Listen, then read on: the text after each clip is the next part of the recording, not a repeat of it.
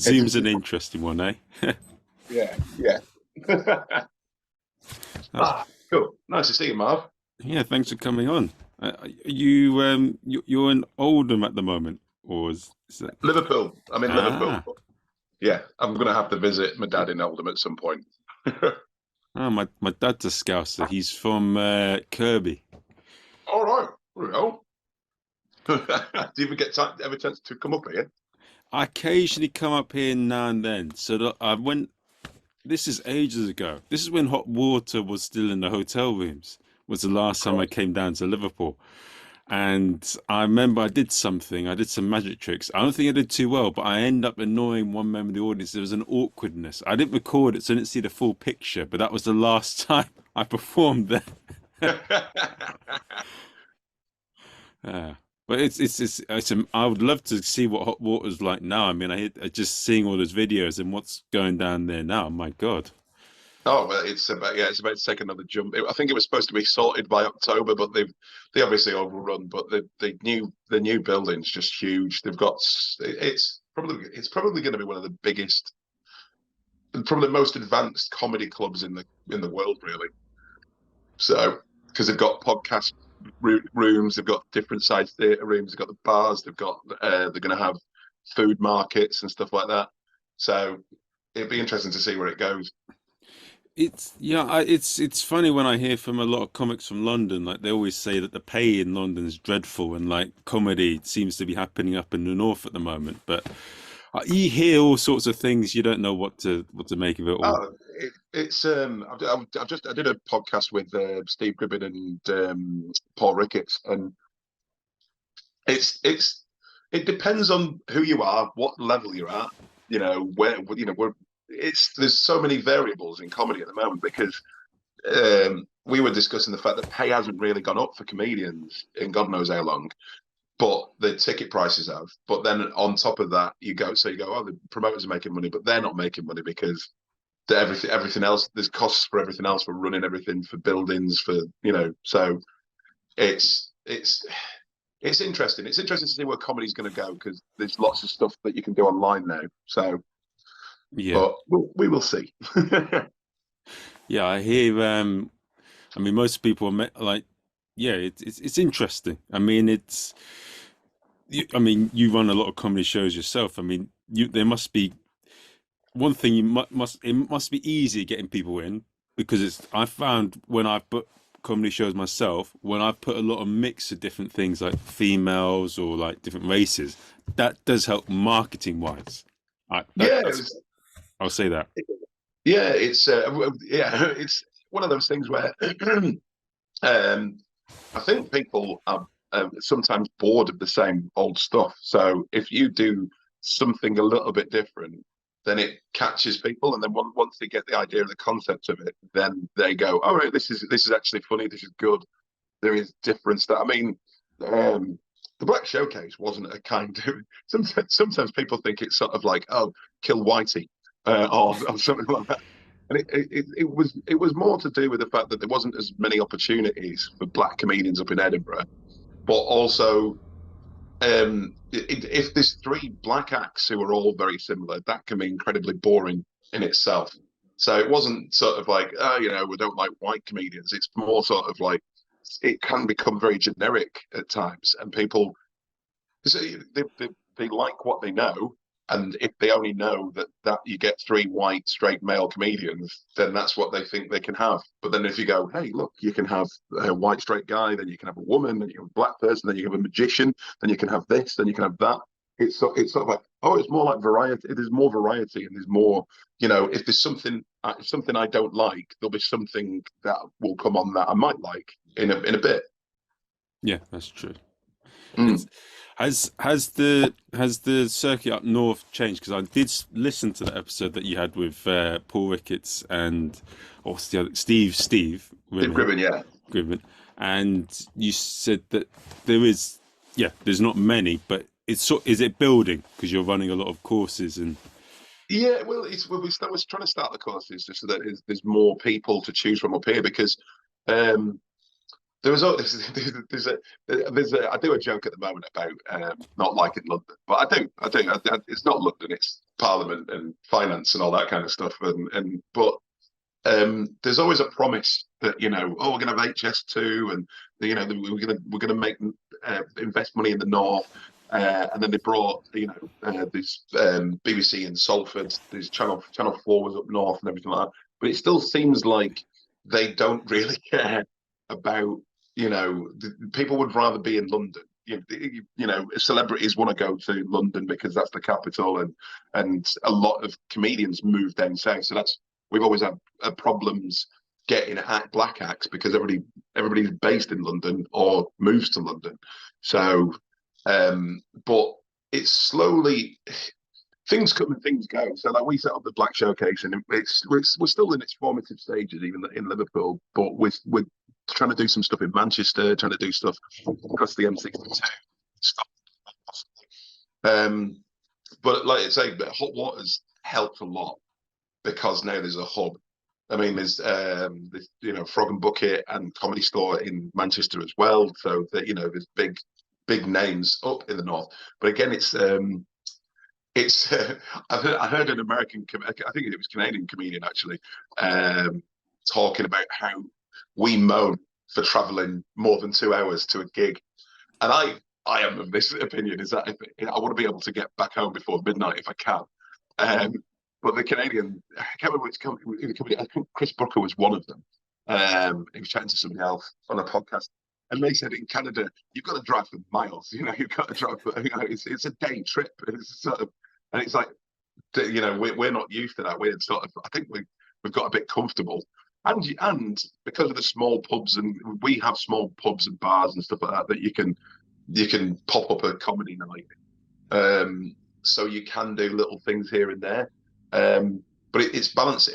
For me, it's balancing sort of developing your material and doing little mini gigs that sort of don't pay or pay a small amount, but then also trying to make money out of it if it is your sort of semi to main job. That's always a problem. That creativity is a lot of the time stifled by the necessity to eat, unfortunately. God damn it! If we could all just starve ourselves and just still work, it'd be great. I'm sure that's a Tory policy. It is interesting. I mean, yeah, like Freddie Quinn. I mean, he's got big following, and he's still having to put on comedy shows, isn't he? So, yeah, well, it's I always talk about diversifying as sort of as a comedian. And again, this is on the other podcast. As a comedian, people think that you do comedy and that's it forever, right? But at a certain point, again, at a certain point, you run out of. I mean, this is going to be a weird jump. Andre 3000 recently released a album, which is him just playing the flute. And everybody went, oh, so why did you step away from hip hop? Why didn't you do anything? And he said, I had nothing to talk about. He said, who wants to hear about my colonoscopy? I do, to be fair, but it was sort of like, yeah, there's a point where as a comedian you've used up all your material, or you've not. I think sometimes richer or people who climbed up the totem pole and are at the top of the game, there comes a point where they're not relatable to audiences because, and I've seen this, and I maybe it's because I'm a comedian, but it's just sort of like talking about your chauffeur not pulling up at the right time is a massive leap when you're sort of like, again, struggling to get fucking petrol for your car. So sometimes it's better to diversify and do other things like promote shows or write for other comedians, just so that you're not burning up all your material, just so that you're not boring people because you're constantly there and they know your material. I remember, again, this is not a go at Peter Kay. I remember seeing Peter Kay years before he became mainstream. So I'd seen a lot of his material, and this was before I got into comedy. So I'd seen a lot of his material, and I'd seen it again, and I found it funny because it's delivered really, really well. And then all my family got into Peter Kay, and at Christmas it was like, have you seen this guy, Jay? Have you seen this guy? He's amazing. And I was like, I'm bored of this now. I'm really bored. It's sort of like, I know what the jokes are. So you're like trying to laugh along. So yeah, so the running of other things is just the way. God, another revenue stream, or another way to sort of think of it. It gets boring if you're just doing one thing, I think. But then I might not be. I might not be neurotypical. So Yeah, okay, yeah, I see what you mean. Yeah, I mean, yeah, it is. It's what's comedies? What I mean, I'm in London. I do lot of the open mics and I run a lot of shows, but mm, I find comedy's the thing that I like about it as a performer and as a showrunner. It's completely unpredictable in a very good and bad way. oh yeah, it's uh it's that's the good thing about live comedy. People go, oh, now that everything's online, is that it? Is is that the way that it's going to go? No, there'll be stuff online. There'll be stuff live because you can't replicate. You can't sit in a room watching over a live stream, and we tried it during the pandemic. Um, you can't sit in a room and get the same feeling. You maybe a lot in the future when people have 3D holograms of things, but the audience themselves are part of the show. That's that's why live music is different than listening to a CD. It's those moments of oh, that wasn't planned. That comedian couldn't have, that's what that's like. Improv is great when it's in good hands. Is that people go, oh, I'll never see this again, or sort of like, oh my god, that comedian is doing something in the moment rather than it's rehearsed. It's very hard to do the same joke again and again and again and deliver it with the same energy and but I do,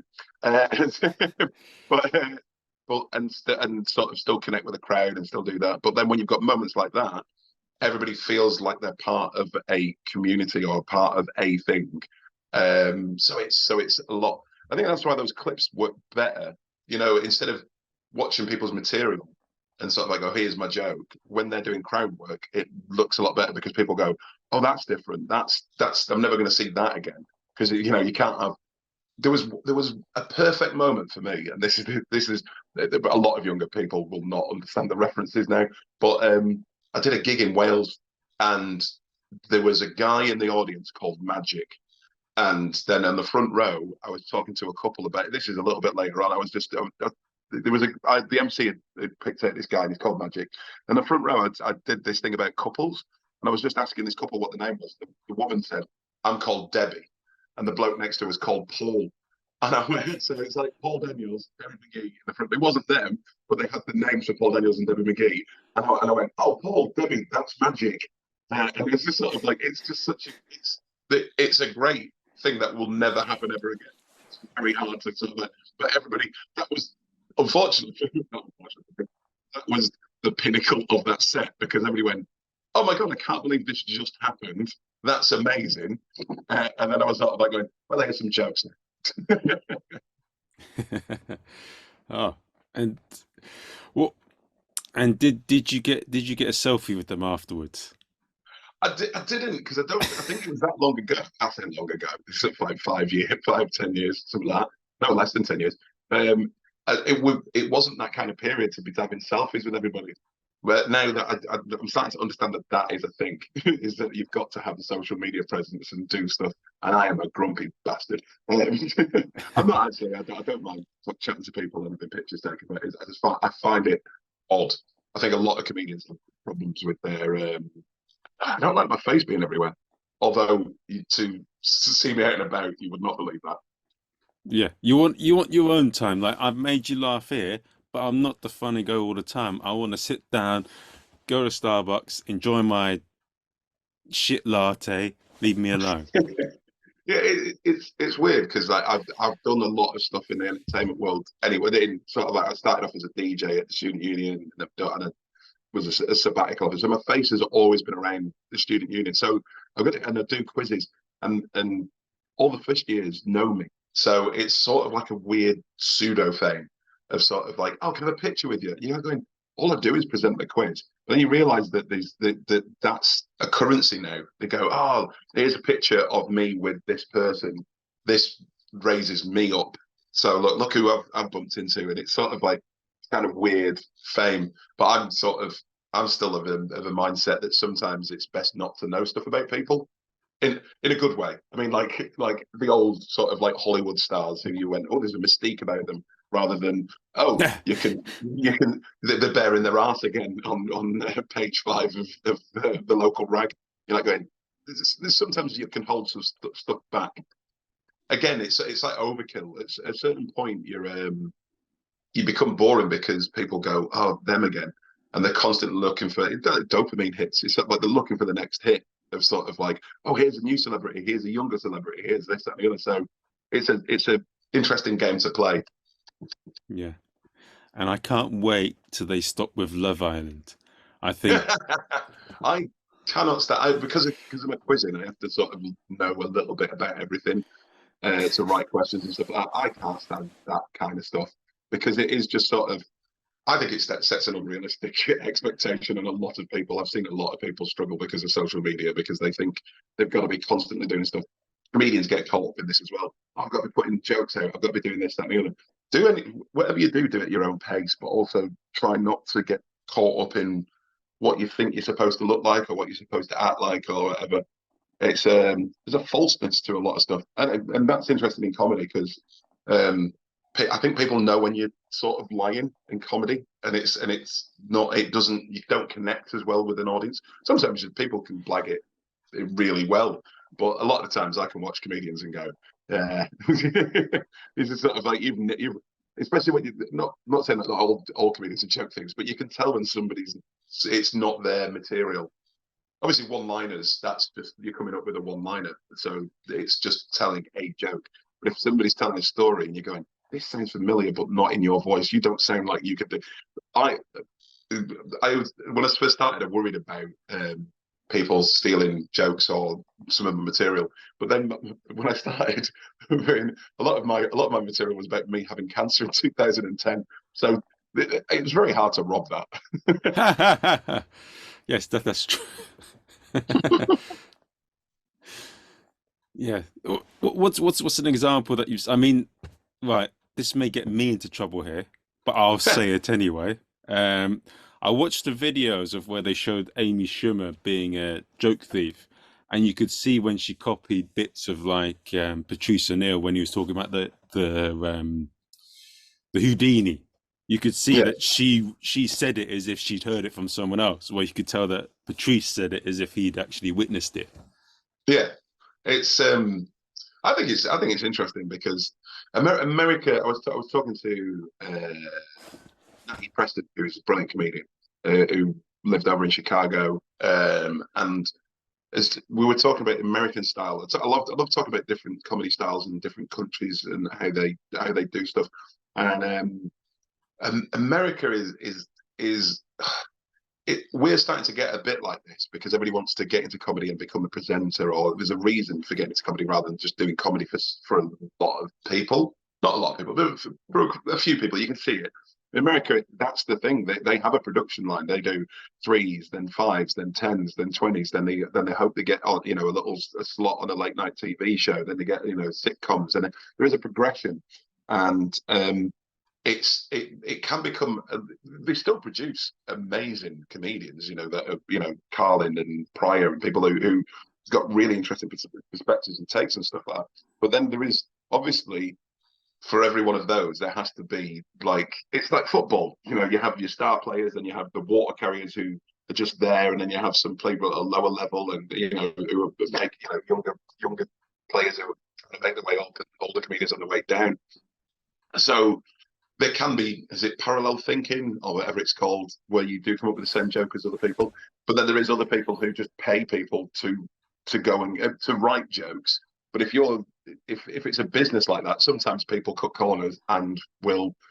I've been told, but I don't know how true it is. But we'll just sit at the back of rooms in Edinburgh or wherever it is and write down other people's jokes, and you're like going, "Oh, come on." And then hope that they never get caught because they'll be taking it from a lower level comedian or whatever. And it's interesting if you know about the history of comedy that went on all the time anyway. Is that people like Bernard Manning, who I quote a lot, and everybody thinks I'm a massive fan.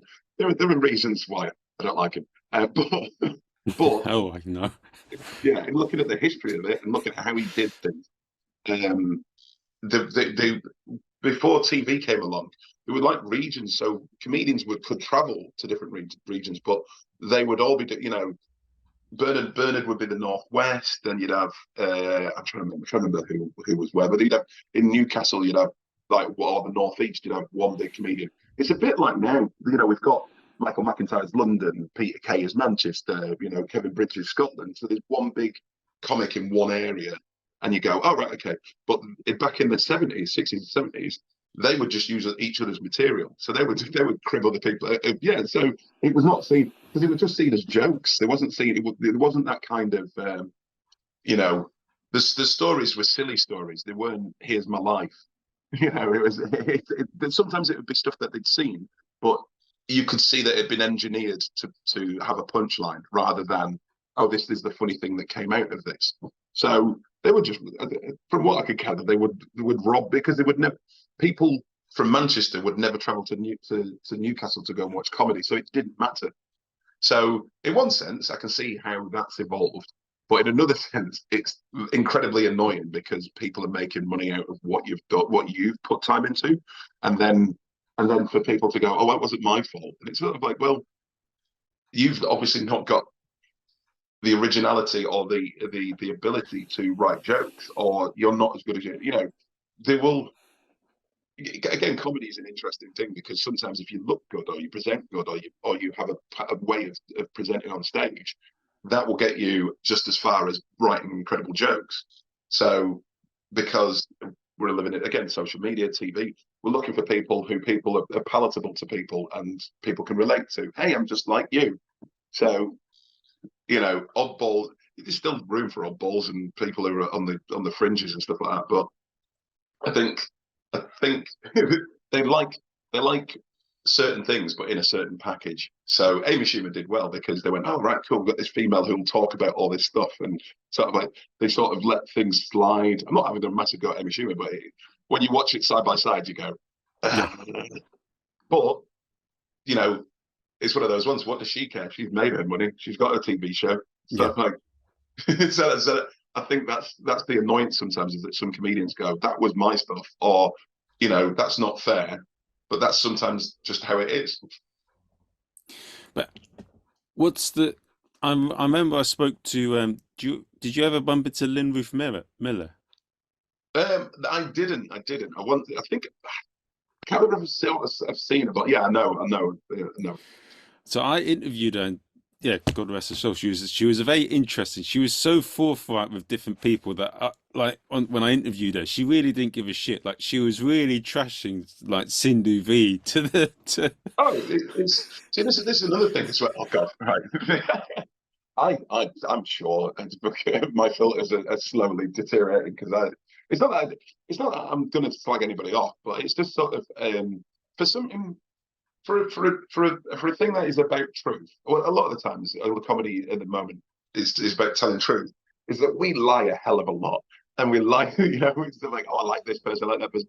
It's like we're not allowed to sort of to go on stage and have opinions.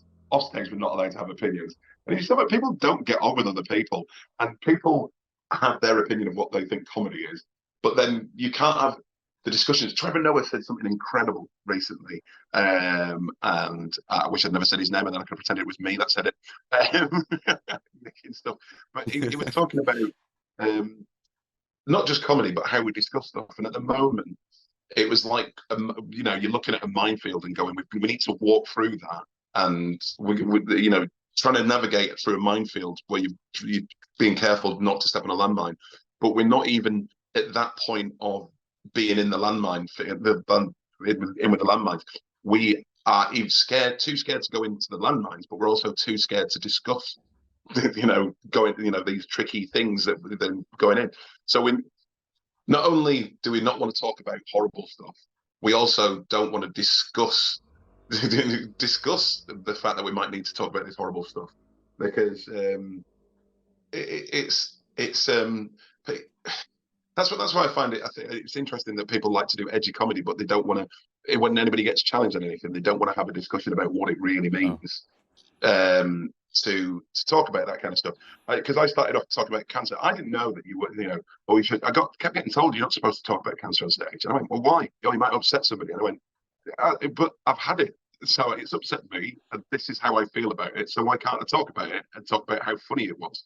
And then when I started doing it in little pubs and clubs, people were coming up to me and going, "Thank you for talking about that. My husband died last year, and nobody's broken the seal, and it's good that we, And then they talked to me for like half an hour afterwards, and it's really interesting because I learned some stuff, they learned some stuff, but we really don't like to talk about horrible stuff, which is that people sometimes don't like other people, and some people are shitty, and some people are nice, and so I keep having these conversations about is it this?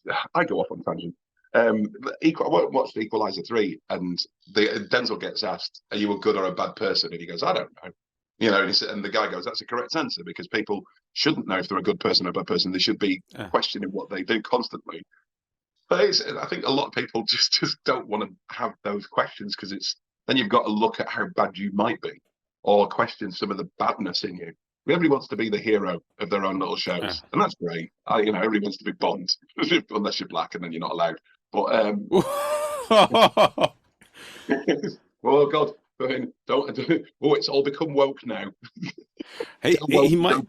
He just might get in. He might do. I think he would make an amazing Bond. I hope he does. I think he might get in. Yeah, but again, that's another interesting conversation. And as a black comedian, I know quite a lot of black comedians who've done a Bond, black Bond thing, joke. And there is an interesting point of sort of like, well, instead of having a black Bond, what we need is our own role models and our own sort of characters. But to do that, if anybody just blankets that and goes, why don't you get your own heroes?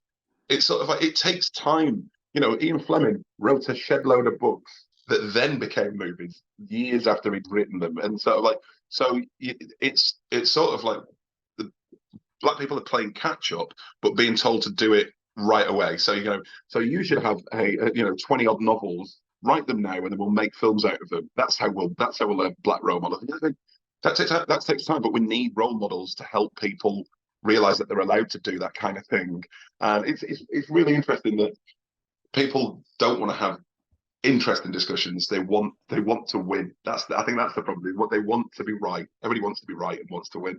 So yeah, that is a problem. That when you go into a discussion, there's still a thing about winning rather than learning anything. Yeah, and then the morals go out the yeah. It's like roast battles and stuff like that. The rules are out the window. You just want to win that thing, but it's just like going, you can write cleverer, but it's not punching down. But like, it's easier to write a hurtful or hateful joke.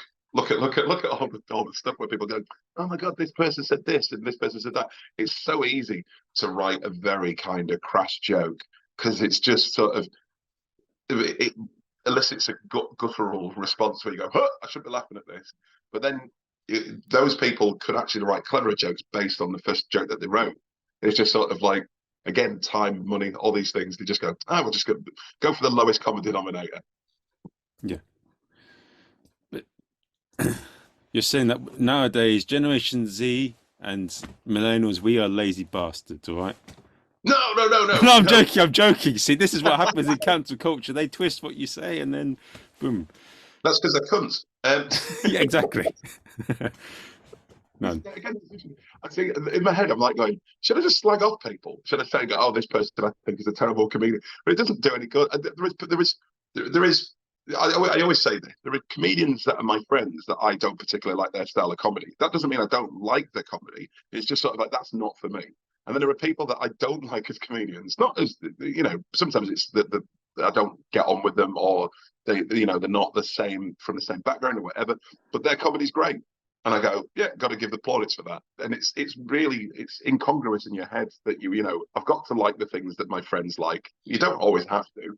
And I'm not supposed to like, if Nigel Farage came out with a really, really good joke, you got to go, well, yeah, that's a really good joke. He hasn't ever, so it's fine.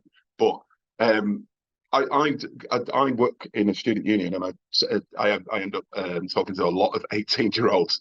I feel like Matthew McConaughey in that film, Fast Times in Ridgemont High or whatever it's called. I can never remember the name of that. But I'm just getting older, and they're staying the same age.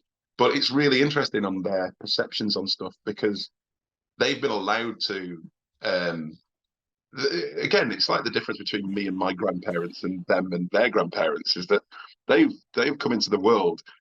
They've always had phones. They've always had phones. You know, it's a sort of like it's an alien concept to not have phones. So again, for them to have it's like Black Bond and the books and stuff like that. For them to have books like Heartstopper and things that discuss sexuality, we didn't have that when we were at school. You just basically call people gay. That was it. It was a blanket thing. If anybody was slightly weird, gay. That was it. Now there's all these different levels, and it's brilliant. But people who haven't come from that background don't know how to discuss it, and that's fine. There's a great episode in Atlanta, the Donald Glover's thing, where they just basically had a late night talk show, and the rapper is basically going, "I don't mind what anybody does. I just don't get it, and I don't think I ever will." And it's sort of like you're trying to explain it to me. It doesn't matter. I just because of where I've come from, because of how I've grown up, I just don't get it. And that's it. It's like my granddad's sort of being mildly racist. Well, quite, mildly racist because he fought in World War II. So that's how he saw the world. Yeah. Do you get that in the Edinburgh Fringe or with comedy audiences? In terms of they don't get stuff.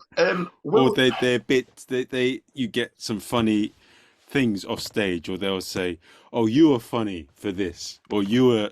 Oh. When I first started, it was terrible.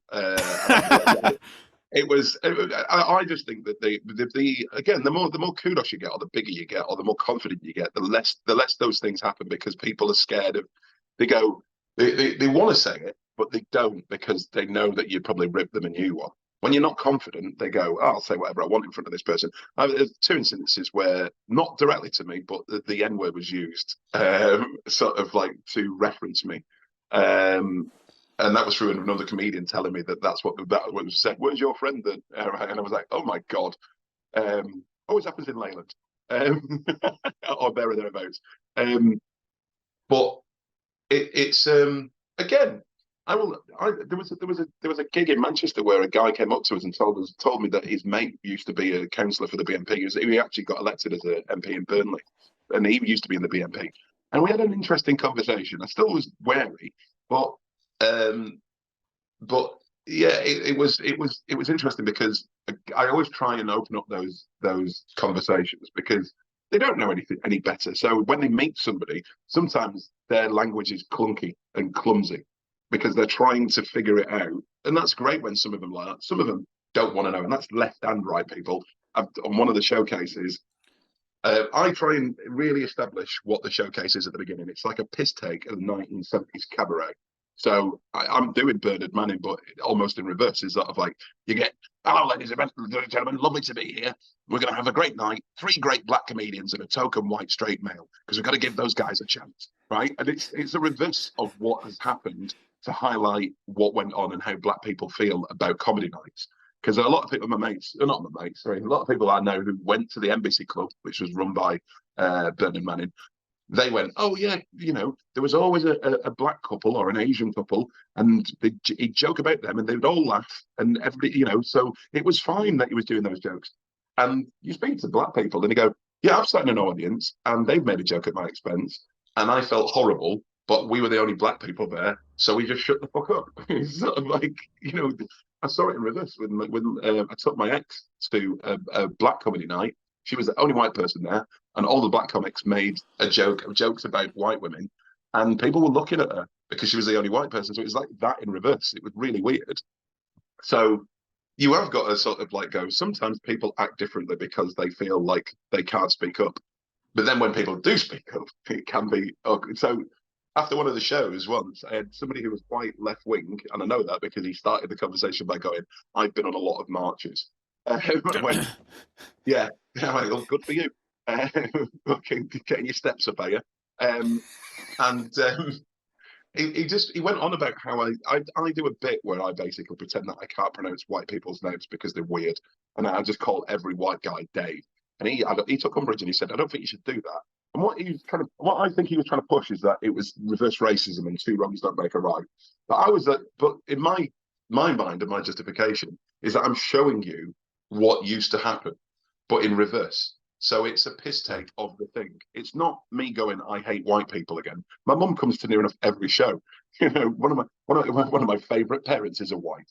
Um, and so we had this half an hour conversation to the point where they had to chuck us out in the theatre because I was like, yeah, but like this is what it's based on. This is, So I had this massive conversation, and he was like, going, yeah, but like I think you're going, you're going too far the other way. I was like, going, you're white, and that's not your decision to make. The input is valid in your head.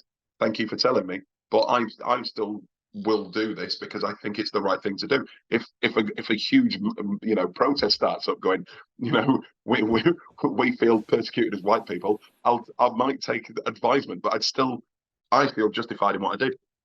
Then I went into a pub next door, and the first white guy that I ended up putting a badge on that said Dave, he bought into it, but his missus was pissed, and she was going, "You're racist." And I was like, going, "I'm so not. I'm so not." Right? And then I explained roughly the same thing I did to that left wing guy. I did it to, and I don't think she was that right wing, but he was from West Ham, and she was from London Ah, somewhere. And when he said I'm from West Ham, I went, oh God, he's gonna have a go at me. It wasn't. He was on my side. He kept going, Sharon, will you listen to the lad? Because he was like trying to explain to her what I was explaining to her, but she was too drunk to understand. And she was lovely, but she was just kept going, oh, you call all white people Dave, and you're being racist. And I was like going, no, I'm basically highlighting again what happened in the 1970s where black people, oh, I can't pronounce your name. We've all got weird names and this, that, and the other. So I'm doing it in reverse as a piss. And she was like going, no, no, no, no, no. And he was going, Sharon, you're pissed. Fucking listen, let the lad speak. Let it, and he got it. She just didn't. Some people want to take umbrage sometimes because, again, they they feel like they're no longer, they're not the main character. They're not, that's why I think there's tension. My perception of is that there's tension in race because certain groups who have been in power, and it's not white and black, it's people with money, but a lot of people at the top tend to be white and have money, is that they are seeing that they're not going to be the top of the food chain or whatever. Not that there is one, because the food chain is broken at the moment if nobody's sort of seen, but there is a perception that there is a hierarchy. So if you suddenly think that you're not going to be at the top of that, it's a bit jarring. It's sort of like, oh, I'm the talk of having a black bond. It's just like, yeah, but oh no, it's actually Doctor Who was a better one, and I think it was a misquote, or he went back on it a little bit. But Peter Davidson, when Jodie Whittaker became Doctor Who, went, but what about the male role? What about the role models for all the young male lads? And it was sort of like they had them for the previous 13 Doctors. They were all men. They're all white men, right? It's just sort of like you've had your role models. There needs to be a diversification, and it's really weird seeing people who they've always seen themselves on the big screen as the heroes, but like if you're from a minority group, you've had to watch that. I've had to watch Bond, and that's had to be my hero is a white guy who's from Scottish. He's not royal. He's quite high up, isn't he, Bond, or whatever. There's a Scottish heritage that he's got. I think he could be like a lord yeah. or something like that if he wanted to be. He's got a bloody castle up there. He's a fictional person, I do know that. But watching somebody and going, right, that's how I've got to see heroes is that they're white, straight males and this, that, and the other. When Black Panther came out, me, my dad, my mum, and my two kids all got to watch a load of black people be the heroes. Different types. There was Shuri, there was, Chadwick Boseman, all these different. So whatever you were, you could pick different. They even had white heroes, if they, Martin Freeman, just as a sideline. He helped save the day. But it's just sort of like, look, everybody can now have somebody that's like them. They don't have to go, oh, I have to fit into that, and that's what the norm is that I have to behave like that. They go, oh, I can be black and a hero. Yeah. No, it is good that they're doing that. I'll say one thing. I loved the first Black Panther film. It's amazing. But I heard that the second film was a bit iffy. And Jodie It's Whittaker was I've seen her as Doctor Who. She is dreadful. What? But one of the things I want to say, yes, you want to have diversity in that, but this is an interesting conversation. How do you do it in some sense where it's not like you're just doing it for the sake of it, and then you end up like Velma, they was Oh dreadful as yeah. well. Like when you create dreadful products, when you like, what's the Well, you just do it. I think it's Chris Rock has a really good bit where he's talking about all the black people that live around him are all sort of like it's like Denzel and Kevin Hart and also. And he said the only white person on our thing on our block is a dentist. He's not even a good dentist. He's not the top of his profession. He's not like the going to the Oscars of dentistry. And he talks about. I hope it's Chris Rock. He talks about the fact that black people need the ability to fail, to be shit, be as shit as white people. White people can be shit and still succeed. I had a really cool conversation about civil service and people. yeah. There is a level of middle management where you go, you think you're indispensable, but you are terrible. But you have a group of friends around you that you all just protect each other. There isn't a kind of thing like that for minority groups. Is that if again, I find this interesting. I never was into positive discrimination for a while. I was, then I wasn't, and I am again now. Just force a load of people through. I've used football. I've used football a lot as in my last show. At the top of football, it is predominantly white and male, and there was they realised that they had a problem with anti-Semitism, sexism, and racism. They didn't have any representation for those three groups in the FA. So what they did was they cured it by getting somebody to fit each of those roles, and she was called Heather Rabatz. Right, it's one person. Right, instead of getting three different people, they got one person. She's black, Jewish, and female. Right, and they all get to. And she came out of that after about 5 to 8 years, and she went. They just don't want to change. It's a group of people who are all mates who they protect each other almost, and you would do if they're your friends. You protect them. There's nothing wrong with that. But when you put one black person in, they go, "Look, we've done it." And you go, "No, you need more than Ah, that. You need a black person who's really, really good, a black person who's okay, a black person who's shit and gets away with stuff." So that it fits with how offices and places work. ah, And like with management or the upper tiers of the FA, if you force a lot of black people in, then they don't feel like they are just the one representative. Again, it's like the Black Showcase. If you have, we did one where I got asked to do it, but I want to do it just as a thing where it was just a black all-female lineup. And I know they do it in London, and again, it's easy because there's a lot more black females down there. But I just left all of the comics in the green room because they were just going to have black women just all on the bill and all in the back room just chatting to each other outside of London, very rare. So I just went, oh yeah, I'll just back off. I'll just go away. You just enjoy yourself and have a nice time having that space to yourself. And that's the thing. It's creating a space. I'm not saying that when if you push a lot of black people into an organization that they all become part of a group and then become sort of off to one side. It's easier for you if there's a lot of you to not be the magical Negro or the black representation for, hey Jay, we're going to do some diversity stuff, so we're going to ask you straight off, and you're the only yeah, your opinion is the only one that matters because you're the only person here. If you've got loads of different people, you'll find that there is again in the Black Showcase there is such a range of voices. My mum's from Manchester, my big daddy's from Barbados. There's people I know who their parentage is Trinidad, some Malawi, Uganda, all different things that mean that your voice is different than somebody else who's black. But people don't see that. They just go, "You're black." You go, so you must all have the same group thought. But it's not like that. So that's why you need just more than one person. And sometimes it's very controversial to sort of like say, let's just push a load of black people in there. yeah. They go, yeah, well, we've got to recruit the best. And I go, you don't do that for other things. In Parliament, they don't go, we've got Oh, to recruit the best. They just go, well, I just happen to be here. You're going, brilliant. what do you mean by that? With we have to be here. What's? I mean, I mean, Sunak isn't. I'm not convinced by any of the politicians, but there's like a process in it for them to get to the power they are here. Lots of slimy games, lots of, I Yeah, don't well, know.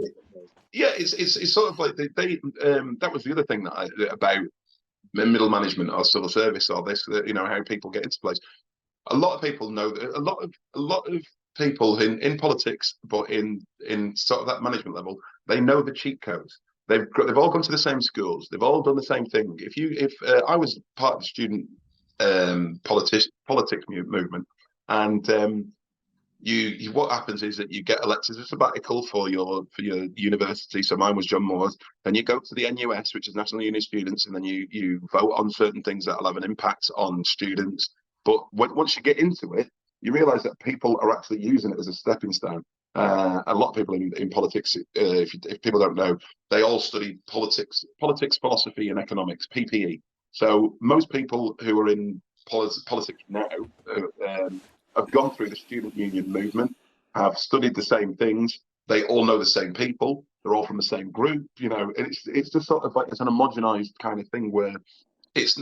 I don't blame how the Tories behave because they don't know any different. They have been in a certain room in a certain group with a certain same group of people. They don't venture out because they don't have to. And it's the same. It works the same the other way. If you've always grown up on a council estate, that's all you know. So it's a bit animal farmish. So, I don't agree with Tory policies. I think it's the thing, but I understand how they get there and why they don't care. So I don't, it's like the snake that be the guy who rescues a snake and the snake bites him and then kills him and then both of them are going to die. And it's just sort of like snake just goes, it's just what I do. It's just sort of like I can't help but bite and kill. But it's hard to sort of like break that down because everybody's protecting their own little groups. So when you Yeah. when you stand up and go, I think as black people we should have this space. People go, well, that's going to encroach on my space, or that's going to take money away from me, and then it always becomes about what other people have instead of going, always that kind of socialism versus capitalism kind of thing of like, well, I've got to look, just looking out for my kids. Look at, yeah, you can do that, but you can do it where you're helping other people's kids or you raise stuff up. Sometimes your kids are going to be thick as shit, and you just have to accept that, and that their role will be not as good as you think it is. But that doesn't mean they're any less valid, unless hot out. I'm going off on a tangent again. Mum tells a really good story because my mum used to be a cleaner. That there was it wasn't somebody she cleaned for, but it was somebody a family that he knew. They were very rich. They had a daughter. The cleaner had a daughter as well, who was very, very intelligent, and ended up going to getting in, Oxford and Cambridge. But then the couple that she cleaned for then hot housed their own daughter because they couldn't have it to be seen that the cleaner's daughter was cleverer than their daughter. Regardless of whether or not that kid wanted, yeah, regardless of whether that kid wanted to go to Oxford or Cambridge, they hot housed her to a point where she went. And is that mean that she's actually clever or intelligent or anything like that, or that they've just had enough money to force somebody into something that they didn't really want to do? They might have been successful, they might not have been, but it wasn't what they actually wanted. It was to be seen to be good, in good standing. Mm. We're a very class-based country. Yeah, it's effective. Yeah, it's effectively if you want change, you got to be Brighton, but you got to have a lot of money. You got to be Yeah, the Brighton FC and have the power behind it. Yeah, well, it's why I always try to use football as an analogy when I'm trying to explain to people, because um, people don't get race sometimes because they've never had to experience it from the other end. But everybody's always experienced football. So to see City get 115 charges and getting away with it because they've got a lot of money, and then seeing Everton who've got less money and only had one charge, you sort of like going, where's the justice? People know what morals and justice are, but they also know that black or white, green is the colour, and it's sort of like I think we know that we live in a class system, but we try and pretend that we don't. That you can move up and down. But I always said this about Rooney, is that Rooney was one of the greatest footballers in the Premier League at the time when he was there. He got all the money. He moved to a nice house and everything like that. But wherever he moved to, the people that live around that will never accept him. He will never be the elite. He will just be rich because they'll see him as new money. And, oh, look at him. OJ Simpson, fucking don't know why I'm going off on this one, but OJ Simpson, when he became the best football player of his generation or whatever, and moved into a white community, and they all accepted him because he had money and he was famous and this, that, and the other. As soon as all the murder stuff started happening, he was ostracized, and the white community didn't want anything to do with him. They wanted him when he was famous, but then he was ostracized, and then OJ said the TV show about him is incredible. So then OJ starts whoring himself back out to the black community, and the black community bring him, oh yeah, cool. And it's just sort of, do you not see what went on there? Do you not see how that all works? Is that you use again? I use Animal Farm a lot, and it's just sort of like the horse is useful until it's not useful, and then it's glue. Oh God, that's depressing. People are fickle. I mean, if me or you were the next Dave Chappelle, we had millions of pounds. We were able to pay comedians £1 million. The people that would give us shit would flock to us like flies around shit. Oh They'll be, yeah, oh yeah, I didn't mean that. I didn't mean that. We're best friends now. because a lot of comedians love Dave Chappelle, and I did to a degree. And then he started doing trans stuff, and everybody's like going, "Oh, he's being so, he's so ahead of the curve." And I was like, going, it just seems. I keep saying he just seems like an old man shouting at clouds. But because he's so big, and because everybody wants to love him, and because he did good material before, everybody sort of like gives him passage, and nobody questions him because we are lower standing comedians, or we are less. We don't earn as much money. But I think there was just a blanket kind of, oh, he's so brilliant. And I was like going, I went and watched him and Chris Rock in Liverpool Arena, and I was like going, this is kind of boring. But again, because once you get to a level in comedy, it's very easy to try to know what the beats are. And I saw it with Kevin Hart. I've never been a massive Kevin Hart fan, and I went and watched him at Manchester Arena. And he doesn't really have any punchlines. To me, he doesn't have any punchlines. I'm not having a go at him. I'm just not like saying, I remember him. He's incredibly clever because he knows how to set up rhythms.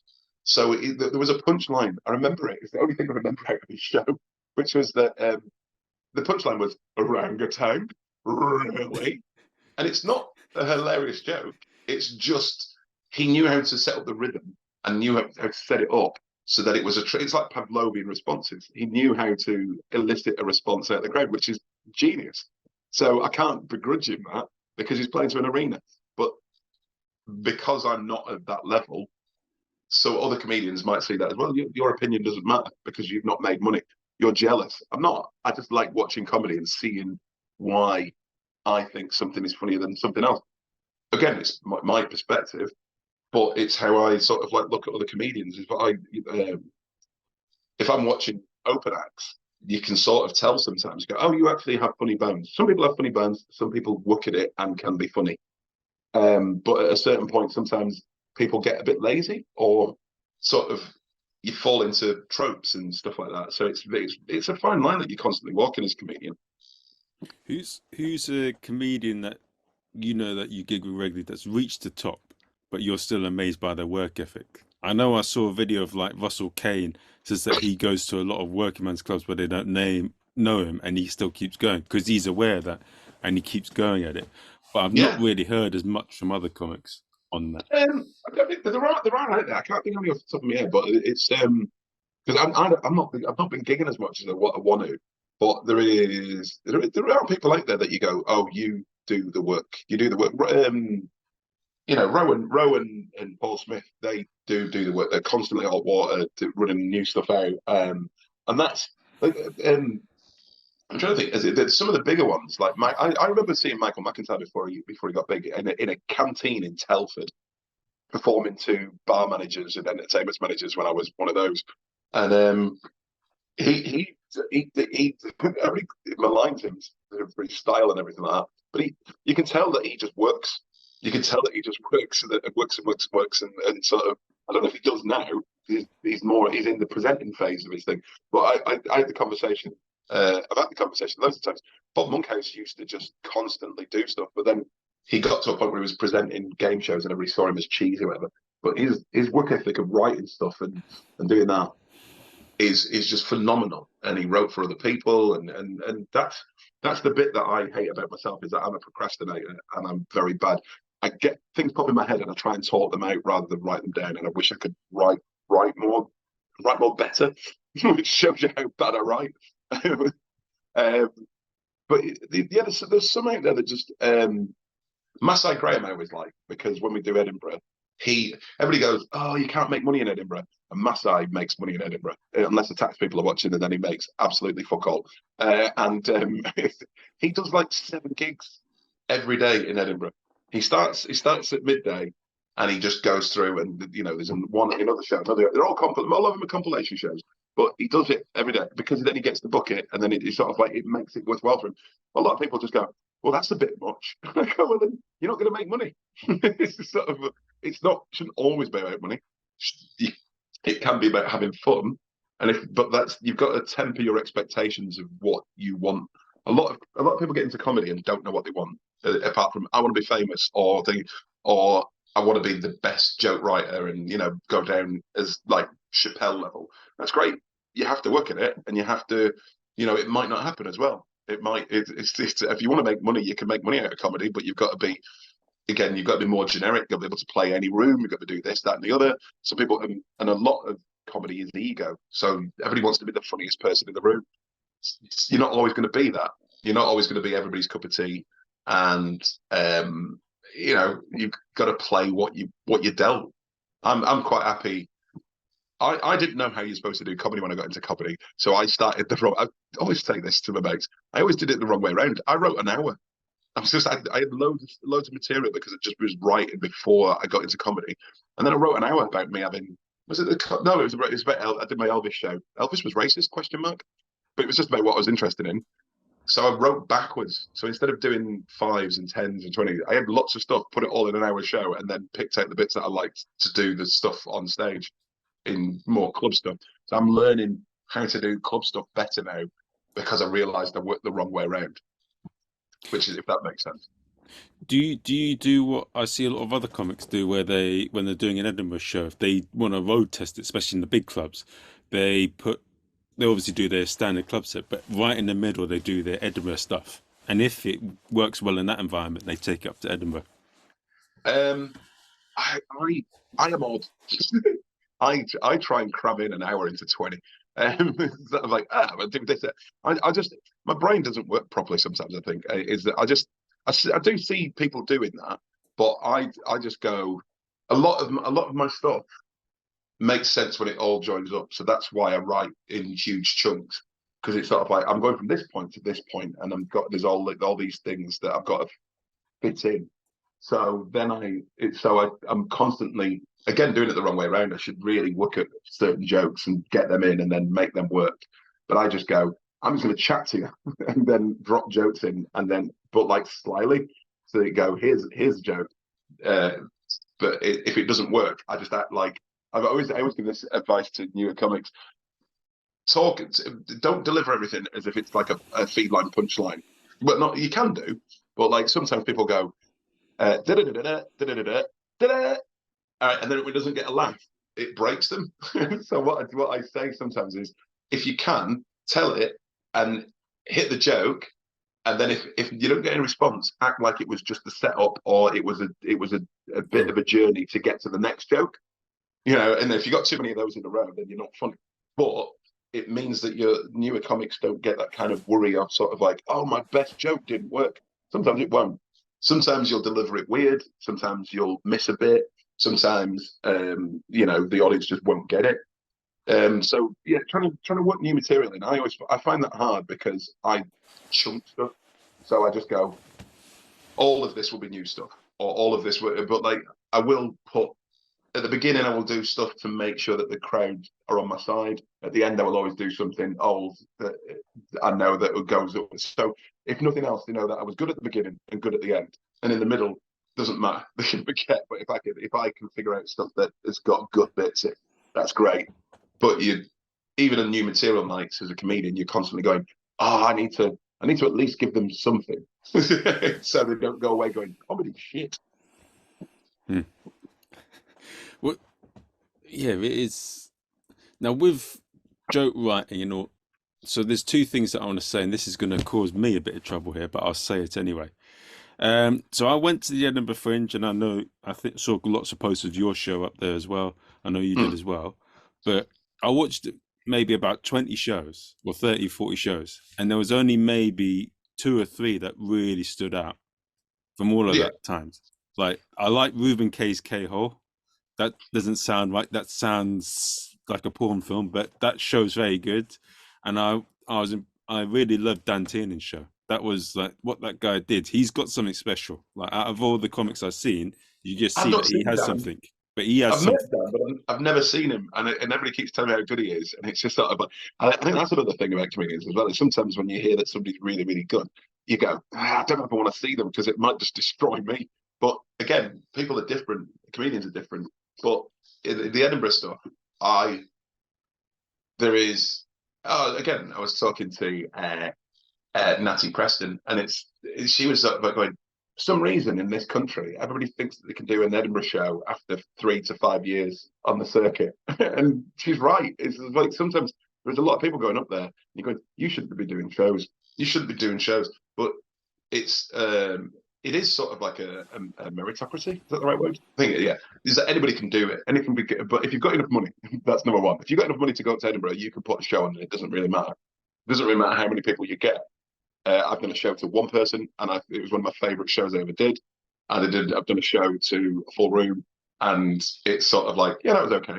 But because anybody can do it, everybody does it. So you've got this is going to get me into trouble. No, it won't get into trouble. There is sort of certain tropes of sort of like white guy who's done a gap year and telling you all about it, or middle-aged woman who's having a breakdown and telling you all about it. And it's sort of like I'm not saying that those aren't valid. I'm just saying there's a lot of them, and there is no because anybody can do it. There is no quality control. That's fine. That's fine. But it means that it's harder to sift through the shit. It also means that people go up with. I never say that I do work in progress, but this year's show was a work in progress because I just didn't have enough time to work it out. Also, to go back to one of your other questions, a lot of my stuff sometimes is very contentious in terms of the language I use, so I can't actually do it on stage. So there is the use of the N word and the P word in the last show, and those bits I just can't unless I've got the right room and the right crowd. I can't do those bits because it would be too jarring for oh, it's Friday night, we're all having fun, and then Jay's talking about horrible racism, and it's like, ugh. Although I did do Comedy Store recently and did some of those bits, and it worked really well. Yeah. But yeah, I think in Edinburgh, it's. I had a conversation with lots of comedians, and I kept saying, "Are you having fun? Are you enjoying yourself?" Because sometimes, your show might not be great, but if you're learning and you're having fun, brilliant. If you're going up there and you're going, why am I not being seen? Why am I not making money? Well, it's the wrong reason. Because I will say that the whole thing is geared up for for everybody apart from comedians to make money. The comedians always whinge, and that's what we do. But it's geared up against the actual. We are the talent, but we don't act like we are because they always said, "Oh, why don't we set up a comedians agency, an agent? Sorry, a union for comedians, which Equity do, but Equity can be shit, shit. Quote me on that. But it's sort of like the reason is because everybody always believes that somebody will be if I don't do it, another comedian will come and take my place, and there is that fear. But it's just sort of again make yourself stand out to a degree that like dancing and like I'm trying to think. I'm trying to think of Rob Kemp doing the Elvis Dead. It was oh my god, there's Phil Ellis every year does something that is different. At least if nothing else, different. I've worked with him a lot. So I'm not just blowing smoke at his ass, but it's sort of like every year I go, and I'm normally a plant. I can't. I've ended up doing tech for him now, but every year he will try and do something that makes people walk away going bloody hell. So you don't have to change the concept of comedy and stuff like that. But just if you're going up, do something interesting at the very least, or something heartfelt, or something. If you are going up there to make money, then for all intents and purposes, do an hour where you're showcasing yourself and whoring yourself out. But admit that that's what you're doing. Oh no, it's just an hour that I'm doing. It's just you're basically. But all that stuff is also I don't know how true it is because it's foot muttering a lot of the time. but a lot of stuff is decided before you even get up to Edinburgh. And again, a lot of decisions are made in London. So, do it, know what reasons you're doing it for, and know that you might not get anything out of it apart from a sense of self-satisfying yourself. Like a wank. No, I should have said that.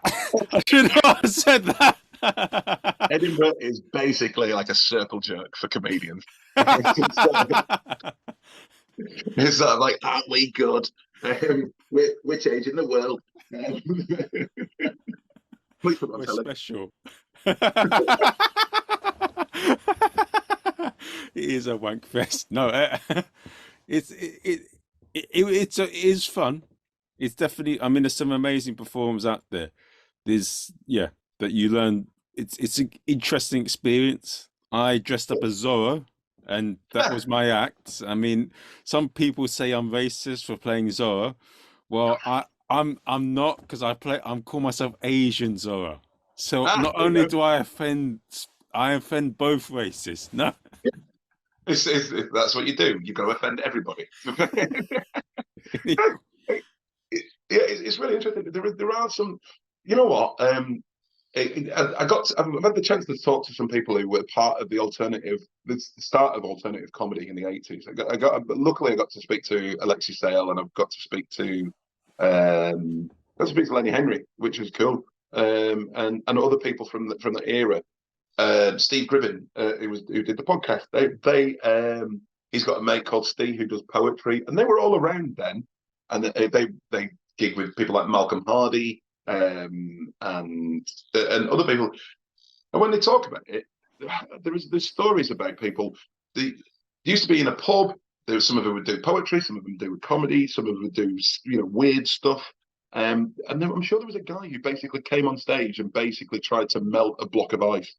And it's sort of like that doesn't parlay into TV. But somebody just went, I want to try and do this on stage. And fair enough. And sometimes it's that kind of weirdness that is interesting, like knife throwing or something just odd. But now because we are geared towards trying to put people on TV, you can't be too weird. Or you're not supposed to be too weird, even though everybody's going, it's great that everybody's neurodiverse and everything like that. It's that people are still scared of weirdness, and it's all different. And it's just not everybody is like you, and TV shows you what they think normal is, and it's just sort of like that's good for a lot of people. People like to be comforted and just watch stuff that makes them feel good, and then other people go, let's just see some stuff outside the box. Sometimes it'll be shit, sometimes it'll be brilliant, sometimes it'll just be average, but there is a fear, especially for TV producers, because they're beholden to numbers again, to money and to numbers. It's sort of like, I don't want to put something on TV that might, I always say that I want to try and find a black female Vic and Bob for the showcase. But look at what Vic and Bob were like when they started out. They came on the scene, and I'm sure there was and Harry Hill was around that time as well. That a lot of the older generation were looking at that going, what the fuck is this? Yeah, but then they don't realise that was, when they were kids, Monty Python was exactly the same. That their grandparents are going, what the fuck is this? They're mocking Jesus. You go, no, they're not. It's Brian, not Jesus. So it's interesting to see how far you can push stuff and how far people are willing to push stuff, because it doesn't pay a lot of the time. So yeah. Sometimes it's like Van Gogh. I'm not comparing myself to some of the greatest artists in the world, but they didn't make money until they died, or they lived in poverty and then they were revered afterwards. And I think we don't want that. We want instant gratification right now, so it's a little bit harder. We play safe. Yeah. You've just described people who watch OnlyFans. No. What are you going to say, Mrs. Brown's Boys? But again, I went and watched that in the theatre, and as a stage play and farce, Mrs. Brown's Boys is quite fun. On TV, it's shit. That's my opinion. But it works on stage for me. I went, I get what this is. On TV, it's just not like, oh my God, it's an excuse for him to say feck. It's essentially fuck. Why is everybody? That's before the watershed. Why is everybody okay with that? Sorry. They need to be, Mr. Brown, Oh no, no, Mrs. Brown. You've just misgendered. Sorry for anyone that's listening. Uh, uh, well, the pronouns. Whoever plays Mrs. Brown, I won't Yeah, say anything else. Brendan O'Carroll, I think it is. Brendan Again, O'Carroll. yeah, you don't have to apologise. He should apologise from the show. I'm only kidding. I'm only kidding. Again, it's sort of like I know like family members who absolutely adore that, and that's fine. It's just not for me. So, but like all these things make up, you know, if you don't like this, I now sound like somebody who's telling somebody off in a comedy club. If you don't like it, you don't have to watch it, but you can criticize stuff, you can critique stuff, and you can have conversations about it. If somebody goes, "Oh, you don't like that," yeah, here's the reasons why, but that doesn't mean that you should stop liking it. So Yeah, but don't give one thing that I don't like on the circuit is unsolicited feedback. Do oh that, or god, do you get that? That's the bit that irritates me the most. It's well, always from people that shouldn't be doing it a lot of the times, unless they precurse it and say, "Do you mind?" But if they just go out and do it, it's always the ones that you don't want it from. I don't know. I tend to blurt stuff out sometimes and just well, not blurt stuff out, but if I feel like the person is feeling a little bit low on confidence or sort of like a bit nervous about I'm going on stage or coming off stage, I'll always try and sort of explain little tricks that I've used, sort of or sort of bad experiences I've had or good experiences I've had, or sort of like just to make them feel a bit more comfortable. Because it is horrible when you first start out and there's like 12 people on a thing and you're going out there and people aren't laughing, but like the person just before you has just got massive belly laughs, and it's just sort of like again take it for that person got belly laughs because they kept talking about the dick, or sort of like each punchline was the word fuck, and it's the lowest common denominator stuff, and it's very easy A to B comedy, and that will have a ceiling. Sometimes people forget again, sort of like the journey. Sometimes people think that you've got to be successful and it happens overnight. It doesn't. It's sometimes it takes a while. Sometimes it might not happen. Sometimes, but you can speed that up if you hit generic basic beats. We've talked about this before. If you can be crude and vulgar and stuff like that, not to say that it's wrong. If you can do that, you'll hit quicker. But if you do cleverer jokes, sometimes you won't get the rewards of that straight away. But then you will get revered, and then you can sort of like do what you want. You can sort of trap yourself because you're known as, oh, he's the one who talks about his dick. It's this kind of thing. Oh shit, that's what they're expecting now. Do the dick stuff, and then they're sort of like, well, that's my career now, the dick man. You didn't show it to them though. That's the No, main thing. but yeah, that's unsolicited. That is unsolicited. But yeah, I've had it from people, but I think most of the time it comes from a good place. I think it's only once or twice where people have gone, "No, I do a similar joke," or and it's like, "Yeah, I get that," but like that's a true. When I'm telling most of my stories, they're true stories. So, I think it's the way it's done. So when I've done it, it's from people that haven't. You could tell from the way they're talking about things, they're not clued up on what they're talking about, and you can yeah, tell that it's like they're just doing it to make themselves feel good, and yeah, you can tell that that's why, and that's often what I get the advice from. But when it's been good, someone often precurses says, "Would you mind if I said this?" And then they do something good. But most of the time, when I get bad advice, they just blurt it out, and you can tell it's a load of horse shit. Like oh, Peter it's Washington. a lot of the times it's because they've not got where they want it to be, and they want to tell you why they didn't get where they want. Sort of like the reason that you're doing it wrong is because when I did it like that, the BBC said I was too risky. You're like, this was a setup for you to talk about yourself, but in a bad way. Not you can't talk about yourself in a good way and go, here's how I got through this. Then there's other times when you go, fucking those bastards never saw the genius that I was. I go, Jesus Christ, man. I'm sorry that yeah, you're not. Yeah. They should pay you for being their therapist. Oh God, isn't that what comedy is anyway? That is true. That's true. Now, for anyone that is listening right now and they're like, Shay, he is the man. We want to watch his shows. He's someone we want to know about. How do they find out about you? Like, I do they mean, they're email? mentally unstable people. It's just sort of like, so you can go on the website, which is it's going to sound really arrogant, but it was because when I tried to get the website, I got the URL and then I let it run out and then somebody bought it and I had to wait for it to expire. So I did have cheyburnley.com and then I couldn't get it again. So I had to call it the Che Burnley. So the Che Burnley, cheyburnley.com, ABCS. If you type in the ABCS, it normally leads to it, or my name. Go on the website. I don't update it that often, but I'm going to try to in the new year. Got to stop procrastinating. But yeah, just type Che Burnley. Che like the Cuban Revolutionary, Burnley like the racist town. Sorry, Burnley. I'm from Oldham. Like attracts like. And gonna get in trouble from Oldham and Burnley now. Yeah, come down to the shows. Liverpool, we're doing next one is February the 8th with Paul Sinner, Liverpool Royals Court. If you've gone the Royal Court. Find me on Instagram at Che_Burnley. I'm quite when people talk to me or message me, I'm quite happy to message back and stuff like that. So it's not abuse. But yeah, we're in a weird position at the moment because we're in the next period of sort of like trying to take it to the next level of sort of like we're doing the courses to generate new comedians. We're doing courses to do mental health to help minority groups. So we've got people who are young, people who are older. We're also trying to run the shows, trying to make Edinburgh bigger and better.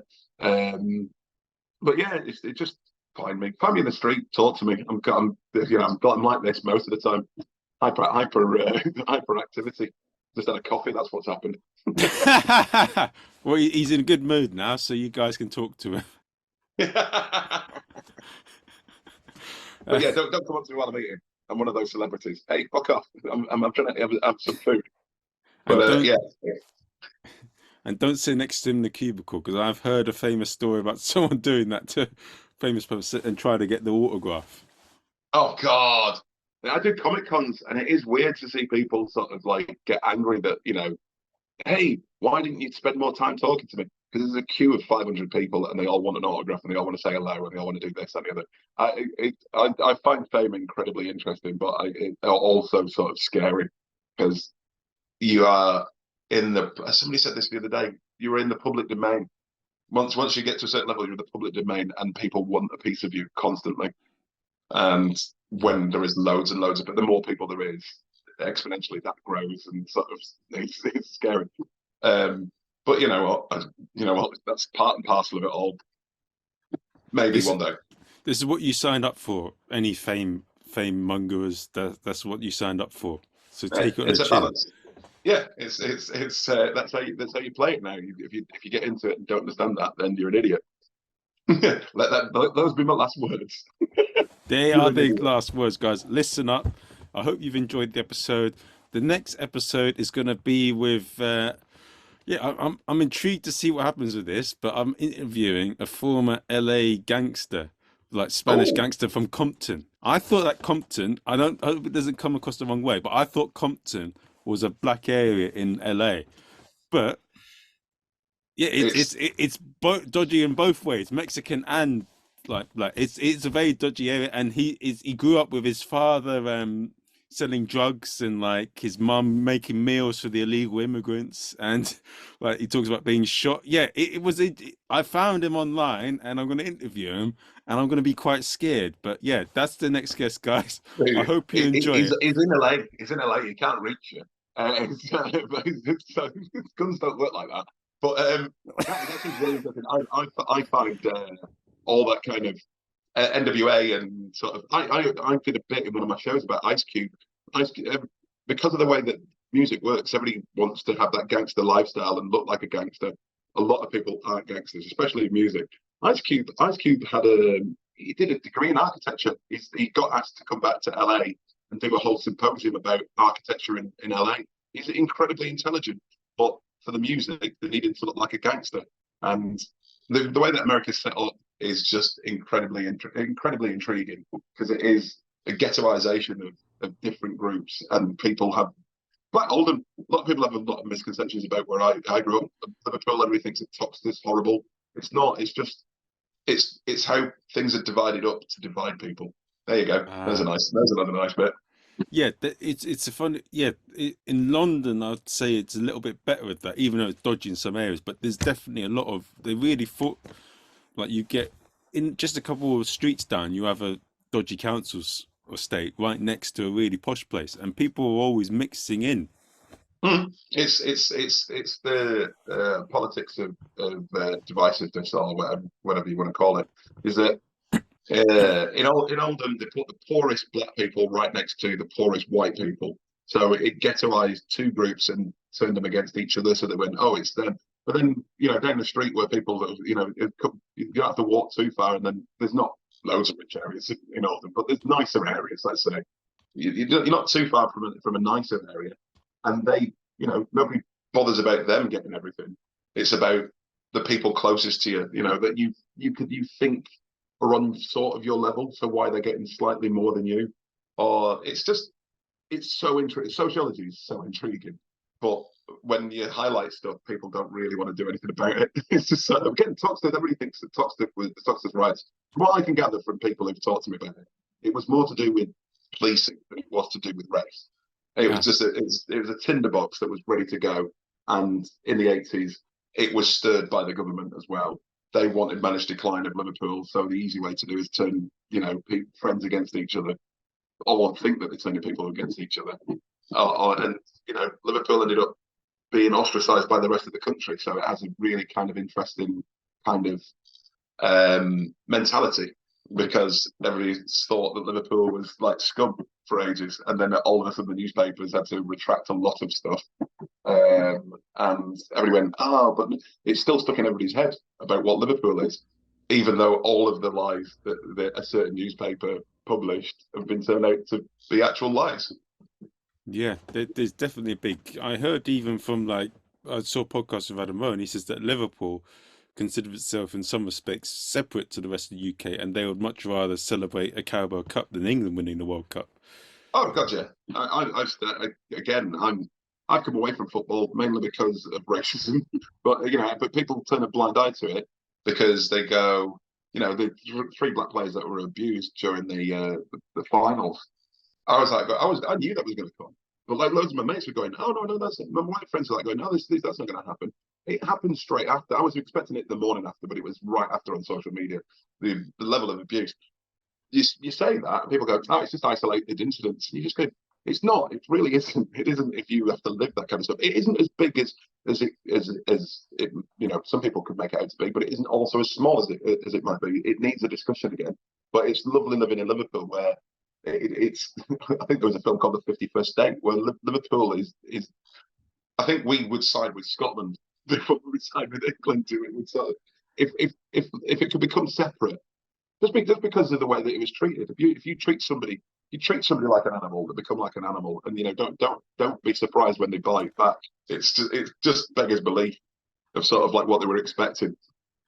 No, that's an interest. I'm not quite understood gone into that statement, but I keep hearing that a lot in a lot of places. They treat people really badly, and they're always surprised. Yeah, it's Yeah, it's just sort of like if you constantly berate me, or say you're a monster and you're a thingy, well, why don't I just act like that? Because you already think I'm that. So if I, if I become the monster that you think I am, you were already expecting that. If I try and better myself and try and be, try and think, you will still see me. It's like what I say about Wayne Rooney. When Wayne Rooney moved into his mansion or whatever, they didn't go, oh, there's somebody from the elite. He's educated, is this, that, and the other. He must have thinking. They went, he's a poor scouser who's done good, but he's not one of us.